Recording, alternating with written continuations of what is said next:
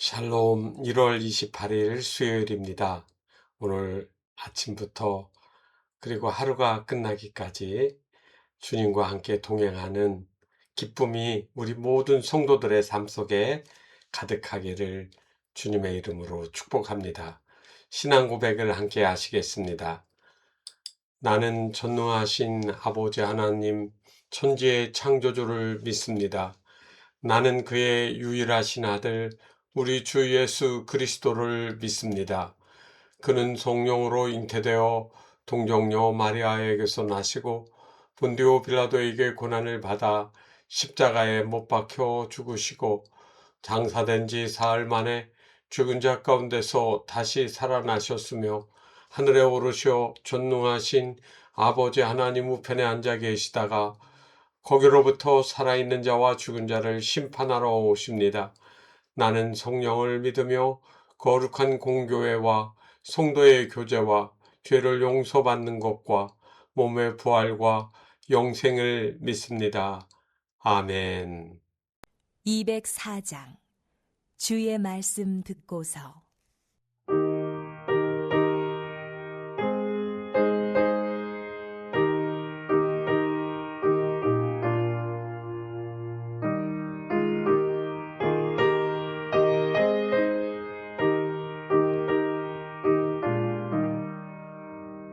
주의 말씀 듣고서 준행하는 자는 반석 위에 터 닦고 집을 지음 같아 비가 오고 물 나며 바람 부딪혀도 반석 위에 세운 집 무너지지 않네.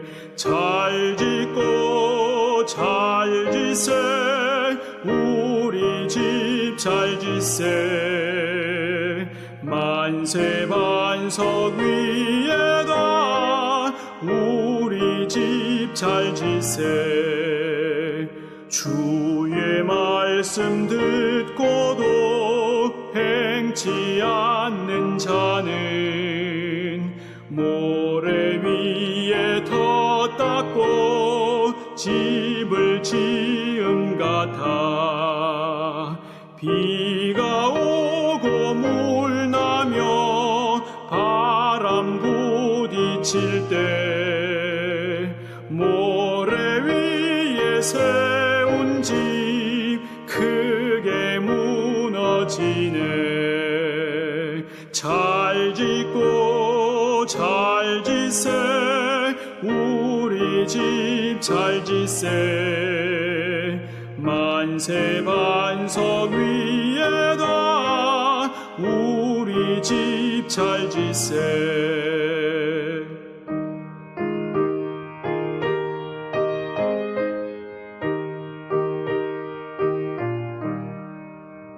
세상 모든 사람들 집을 짓는 자니 반석 위가 아니면 모래 위에 짓네.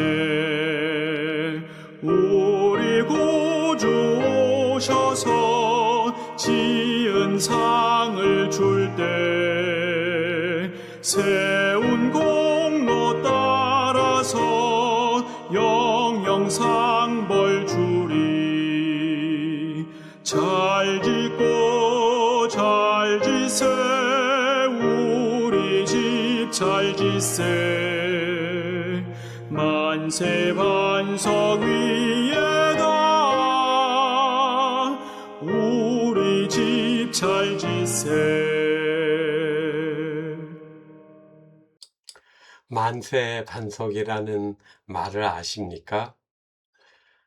제가 무등산에 올라가 보면 주상절리대가 있는데 그 바위들이 아주 오래전부터 있었던 것을 보여주는 흔적들이 있습니다. 그 육각난 주상에다가 돌에다가 이름들을 새겨 놓았더라고요. 무슨 목사 아무개, 누구누구 감사 아무개, 뭐 이런 것들인데요. 시간이 흘러서 사람은 없어져도 그 돌은 여전히 거기에 남아 있을 때, 사람들은 사람의 왜소함, 모자람을 생각합니다. 그런데 여러분, 그 정도가 아닙니다. 만세반석이라는 말은 영어로 쓰면 everlasting rock이라는 단어가 됩니다. 끝이 없는 영원하신, 여러분, 그거는 누구한테 붙일 수 있을까요? 살아계신 하나님께 붙이는 용어입니다. 그래서 반석 되시는 주님, 그 주님에게 내 삶을 맡기고 의지하고 그 주님과 동행하여 산다고 할 때, 여러분, 만세 반석 위에 우리의 삶이 거기에 세워졌다라고 이야기하는 겁니다. 바로 그러한 복된 삶이 되시기를 주님의 이름으로 축복합니다. 하나님의 말씀 보시겠습니다. 마태복음 7장 13절 말씀부터 29절 말씀입니다. 좁은 문으로 들어가라. 멸망으로 인도하는 문은 크고 그 길이 넓어 그리로 들어가는 자가 많고 생명으로 인도하는 문은 좁고 길이 협착하여 찾는 자가 적음이라. 거짓 선지자들을 삼가라. 양의 옷을 입고 너희에게 나아오나 속에는 노략질하는 일이라. 그들의 열매로 그들을 알지니 가시나무에서 포도를 또는 엉겅퀴에서 무화과를 따겠느냐. 이와 같이 좋은 나무마다 아름다운 열매를 맺고 못된 나무가 나쁜 열매를 맺나니 좋은 나무가 나쁜 열매를 맺을 수 없고 못된 나무가 아름다운 열매를 맺을 수 없느니라. 아름다운 열매를 맺지 아니하는 나무마다 찍혀 불에 던져지느니라. 이러므로 그들의 열매로 그들을 알리라. 나더러 주여 주여 하는 자마다 다 천국에 들어갈 것이 아니요 다만 하늘에 계신 내 아버지의 뜻대로 행하는 자라야 들어가리라.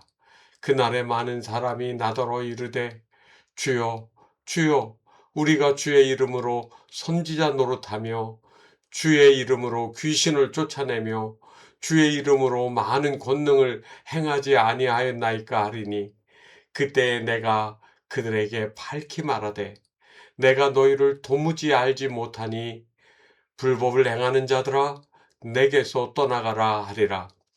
그러므로 누구든지 나의 이 말을 듣고 행하는 자는 그 집을 반석 위에 지은 지혜로운 사람 같으리니 비가 내리고 창수가 나고 바람이 불어 그 집에 부딪히되 무너지지 아니하나니 이는 주추를 반석 위에 놓은 까닭이요 나의 이 말을 듣고 행하지 아니하는 자는 그 집을 모래 위에 지은 어리석은 사람 같으리니 비가 내리고 창수가 나고 바람이 불어 그 집에 부딪힘에 무너져 그 무너짐이 심하니라.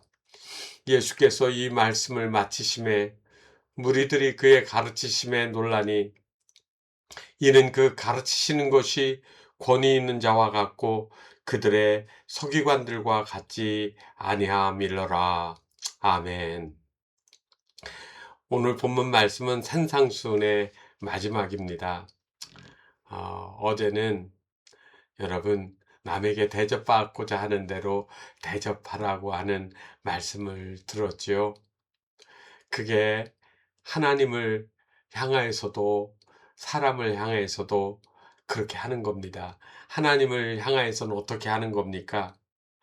하나님이 세상을 사랑하셔서 독생자 외아들을 보내주신 그 은혜를 깨닫고 믿음으로 응답하는 것이고요. 그리고 먼저 구원받은 우리들이 세상에 믿지 않는 사람들을 향하여서 구원의 길을 안내하고 그들에게 진리를 들려주는 그러한 삶, 그게 진정한 사랑의 이야기가 되는 겁니다. 오늘은 마지막 부분에서 이제 제자들 하나하나에게 생명의 길과 멸망의 길을 이야기하고 있습니다. 참된 선지자와 거짓 선지자, 말씀을 듣고 행하는 자와 행하지 않는 자의 차이를 오늘 아주 분명하게 언급하고 계시죠. 좁은 문을 통과하고 좋은 열매를 맺으며 말씀을 삶으로 실천해내는 그리스도인이 진짜 그리스도인이고 그 사람들이 하나님 나라에 들어갈 수 있다라고 오늘 말씀에 강조하고 있습니다. 먼저 여러분 13절과 14절은 문에 대한 이야기입니다. 좁은 문으로 들어가라고 이야기하고 있습니다. 예수님께서 사용하신 이 문이라는 단어는 당시 도시의 성문을 의미하는 필레라는 단어입니다. 고대 도시에는 주 출입구인 넓은 문이 있고요. 긴급 상황이나 특별한 목적으로 해서 낸 조그만 작은 문이 있습니다. 그래서 이 좁은 문으로 번역된 스테노스라는 이 단어는 그 의미가 본래는 압박된, 제한된 이라는 의미를 가지고 있습니다. 그러니까 그 좁은 문으로는 들어오기 쉽지 않도록, 그래서 응급할 때 밤에 본래 성문을 열지 않는데 그 좁은 문으로 들어오는 사람의 신원을 확인하고 들어올 수 있게 만든 아주 작은 문입니다. 그런데 이 문은 말 그대로 14절에 보니까 협착하다라고 했습니다. 이 협착이라는 단어는 테들린맨의 고난을 받는 눌림이라는 말이거든요. 여러분, 좁은 길로 간다라고 하는 것은 힘들고 어려운 길을 말합니다. 남들이 좀처럼 가지 않으려고 하는 길이지요. 그래서 여기 오늘 예수님이 좁은 문으로 들어가라고 할 때 좁은 문은 세상의 가치와 반대되는 길을 가는 것을 말하는 겁니다. 세상은 즐겁고 돈 벌고 그리고 좋은 음식 먹고 그리고 출세하고 이런 것들이 가치잖아요. 그런데 좁은 문의 길은 예수님이 말씀하신 경건의 삶, 남들을 도와가며 자기를 오히려 희생하는 그러한 삶을 말하고 있습니다. 그래서 큰 길은 많은 사람들이 다니지만 이 좁은 길은 그렇게 많은 사람이 따라가는 것이 아닙니다. 그래서 오늘날 많은 사람이 교회에 없는 것이 어쩌면 당연한지도 몰라요. 그런데 그 어려운 길을 저와 여러분은 택하고 있는 거 아닙니까? 그런데 이 길은 여러분 무의미한 길이 아니고 생명으로 인도한다라고 말씀해 주고 있습니다. 당시 유대교는 율법을 지킴으로 구원을 받는다는 행위 구원론을 주장하고 있습니다. 그리고 행위로 할례도 받아야 되고요. 그리고 또 혈통으로는 아브라함의 자손이어야 되고 이러한 것들이 갖춰지지 않으면 구원을 받지 못한다라고 그 사람들은 생각했습니다. 그런데 예수님은 그렇게 말씀하지 않고 자기를 부인하고 자기 부인한다는 말을 제가 먼저 설명을 드렸습니다. 주인이 바뀌는 거예요. 내가 좋아하는 것만 하는 거는 내가 주인이지만 주님이 좋아하는 것들을 좋아하고 그것들을 실천하고 그 말씀대로 살려고 하는 거는 자기 부인이라는 말입니다. 셀프 디나이 하는 거죠. 그렇습니다. 내가 원하는, 내가 좋아하는 그러한 길이 아니라 주님이 기뻐하신 일이 무엇인가를 찾는 것을 말한다는 말입니다. 바로 이 길은 십자가를 지는 일이고 고난스러운 일이기 때문에 좁은 길이라고 이야기를 했습니다. 반면에 이 넓은 길은 세상의 가치관과 타협하며 편안함만을 추구하는 삶인데 여러분 그 길의 마지막은 멸망의 길이었다라는 말입니다. 그러나 좁은 문을 통하여서 주님이 기뻐하시는 길을 따라간 사람들은 마지막에 어디로 갈까요? 천국 문으로 들어갑니다. 그렇습니다. 우리는 그 길을 따라가는 성도들이어야 한다고 지금 산에서 모여있는 제자들을 향하여 말씀하고 계시거든요. 그 말씀은 그 당시에 들었던 사람뿐만 아니라 지금도 그 말씀을 듣는 우리 모두에게 동일한 말씀인 것입니다. 그러면서 여러분, 우리가 듣는 많은 이야기들이 있는데 거짓 선지자가 있습니다. 진짜 선지자가 있고요, 가짜가 있는 거예요. 그런데 이것들을 어떻게 구분할 수가 있습니까? 여러분, 열매를 보면 알 수 있다라고 합니다. 거짓 선지자는 단순히 미래를 잘못 예언하는 예언자가 아닙니다. 하나님의 말씀을 읽고 그거를 비틀어서 자기에게 유익이 되도록 하는 겁니다. 여러분, 요즘에 사용하는 단어 있잖아요. 가스라이팅 한다고요. 이단들이 주로 그거 많이 사용합니다. 신천지가 아니면 구원이 없다라고도 이야기하고요. 웃기지도 않지요. 그런데 이게 기성교회 안에서도 마치 종교적인 것을, 신앙적인 것을 가지고 어떤 성도들을 억압하고, 그리고 그것들로 인하여서 노예처럼, 그래서 정신을 지배하는 헛된 못된 일을 하는 사람들도 있습니다. 그래서 가만히 보십시오. 그 사람의 열매가 자기 자신에게 있는지 아니면 하나님을 향하여 있는지 보시라는 말입니다. 1세기 팔레스타인에서 양치기와 양은 아주 친숙한 이미지입니다. 저 호주나 또 남미 같은 데서 수천 마리 양을 기르면서 그냥 재산으로 이렇게 마리수를 세는 거하고 다르게요. 근동에서, 특히 팔레스타인에서 양들은 가족이었습니다. 오늘날에 집에 고양이를 기르고 개를 기르면서 마치 자식처럼 그렇게 친숙한 이미지로 반려견 이렇게 이야기해서 나중에 보니까요, 이 반려견들이 죽으면 장례해주는 장례식장이 있더라고요. 좀 너무 심하지 않습니까? 오버했다고 저는 생각합니다. 그러나 여러분, 팔레스타인에서는 그 양떼들이 가족처럼 여겨졌습니다. 이름이 붙여졌고, 그리고 그 양 하나를 아주 귀중하게, 소중하게 대우해줬기 때문이죠. 그런데 여러분, 외적으로는 경건이 있는데 속에서 보면 아주 냄새나는 불의하고 악한 그러한 거짓 교사들도 있다는 말입니다. 그런데 그것은 열매가 보여주는 거예요. 열매라는 말은 카르포스라는데, 이 카르포스는 외적 성공이나 기적을 의미하지 않습니다. 21절로부터 23절 보세요.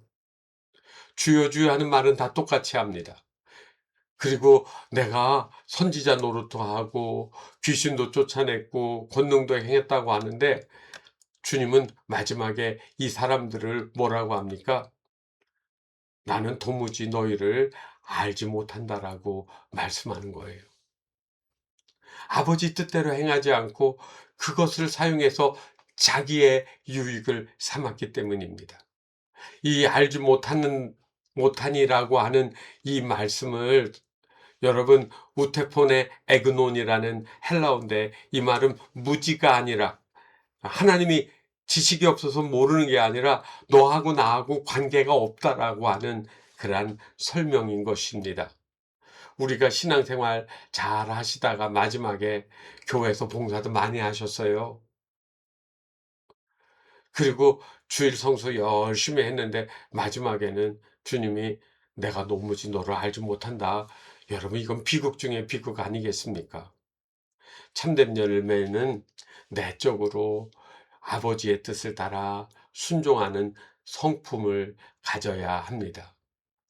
그리고 이제 이러한 사람들은 그 살아가는 삶의 베이스, 기초가 어디에서 나오는지를 보여줍니다. 오늘 말씀해 보니까 팔레스타인은 건기와 우기가 아주 뚜렷하거든요. 우리는 겨울에도 눈이 오니까 이것을 강수량과 비교해서 강설량이라고 이야기하고, 이것도 농사에 매우 중요한 부분이지만 팔레스타인은 3월 중순부터 11월까지는 거의 비가 오질 않습니다. 그러다가 겨울이 되면 12월부터는 3월 중순까지 비가 조금씩 오는데 우리처럼 그렇게 소나기가 오는 게 아닙니다. 그렇지만 한번 비가 세게 오게 되어지면 그때는 모든 산을 다 깎아내려고, 그리고 모든 것을 다 삼킬 듯이 급류가 만들어지거든요. 그래서 평소에는 마른 골짜기 같다고 했는데 이것이 와디라고 하는 말이잖아요. 그래서 평상시에 보면 골짜기 같은데 이 골짜기가 나중에 보니까 큰 물이 흐르는 강줄기가 되어지는 겁니다. 그러다가 말라서 없어지죠. 여러분, 비가 오고 그리고 바람이 불고 그리고 환경에 어려움이 닥칠 때 반석 위에 지은 집은 무너지지 않습니다. 그런데 모래 위에 지은 집은 어떻게 될까요? 무너진다라고 했습니다. 그런데 무너지는 게 적당히 무너지는 게 아니라 그 무너짐이 심해서 어떤 때는 흔적조차 찾을 수가 없습니다. 그런데 여러분, 오늘 25절에 나와 있는 그 반석 위에 놓은, 또 24절에 반석 위에 지은 이런 말이 나왔는데 반석이 페트라라는 단어입니다.